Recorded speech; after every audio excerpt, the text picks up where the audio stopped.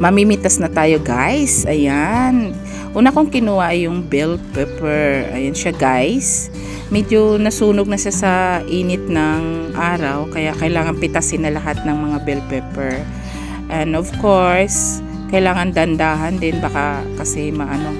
Ang una ko kasing ginawa, tinanggal ko lang ganun. Hindi ko ginupit. Kailangan gupitin pala. Ayan. And then, kumuha tayo ng talbos ng kamote. Ayan o, medyo mabilis lang siyang dumami yung talbos niya agad. Kaya pinagpitas-pitas ko na rin yung mga talbos ng kamote. Ayan siya guys. O, diba? May pang-ulam na. Ihalo ko siya sa isda. May isda kasi kung ano dyan, galunggong. So, sabawan ko siya. Ayan lang guys. Ginagawa ko sa araw-araw.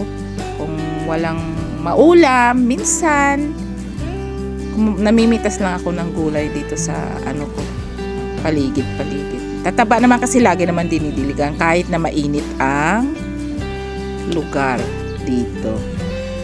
Pero minsan umuulan na rin, kaya okay na rin guys. Ayan, di ba? Oh. Ang dami ako nakuwang talbos ng kamote. May sitaw pa, mamimitas pa ako ng sitaw. Oh.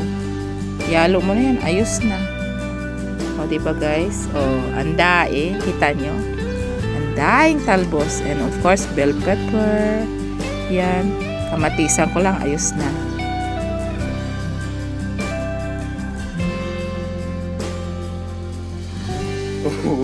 Dito guys, hirap na hirap talaga akong tumawid sa area na to.